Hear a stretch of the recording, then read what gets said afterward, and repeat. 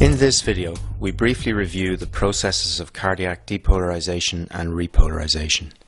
We will focus only on those points most relevant to understanding the ECG readout. We will work mainly with the 2D schematic of the heart shown here.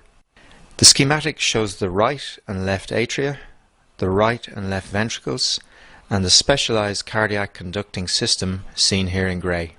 You will remember from anatomy that the main components of the conducting system are the sinoatrial or SA node, situated near the entry of the superior vena cava into the right atrium, and the atrioventricular or AV node leading into the bundle of His, which then divides into the right and left bundle branches in the interventricular septum. During each cardiac cycle, the atria contract in diastole to fill the ventricles, which then contract during systole to supply blood to the lungs and the systemic circulation. Contraction of the atria and ventricles is tightly coordinated by a wave of depolarization spreading through the muscular walls of these chambers.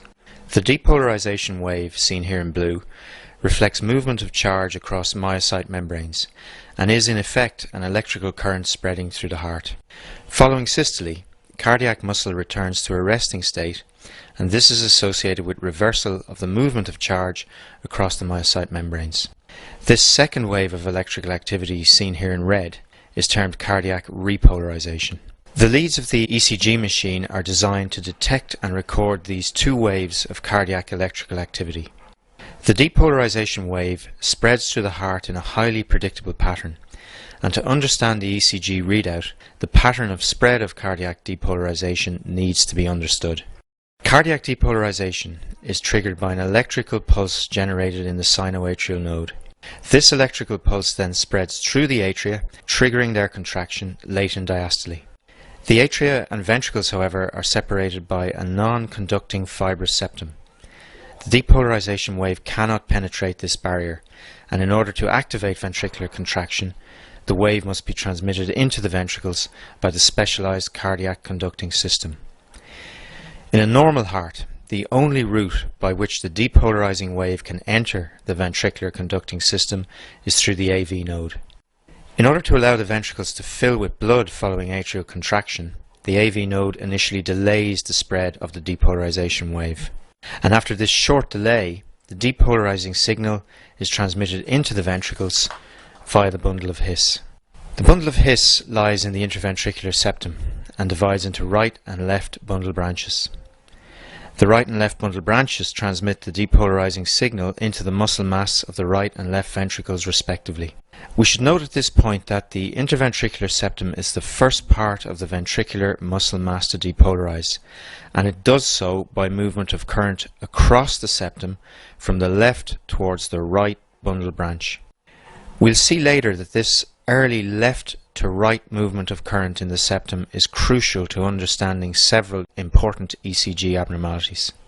As septal depolarization is taking place, the depolarizing wave begins to spread rapidly through the bulk of the left and right ventricles. As you can see here, in the walls of the ventricles, depolarization spreads from the terminal fibers of the conducting system outwards from the endocardium towards the epicardial surface of the heart, and also back along the ventricular wall to the atrioventricular groove. The final piece of muscle to depolarize is the upper part of the interventricular septum, and again this occurs by movement of current from left to right. Cardiac repolarization is not truly propagated between cells. However, cardiac myocytes repolarize at different rates depending on their anatomical location within the heart. Within the ventricular wall, there is a gradient in the rate of cellular repolarization. Cells in the epicardial region have the fastest rate of repolarization and repolarize first following ventricular contraction. The rate of cellular repolarization is then progressively slower as we move from the epicardium towards the endocardium. Therefore, perhaps counterintuitively, repolarization spreads through the ventricles in the opposite direction to the depolarization wave. As illustrated here, repolarization begins in the epicardium and then spreads backwards from the epicardial to the endocardial surface of the ventricles.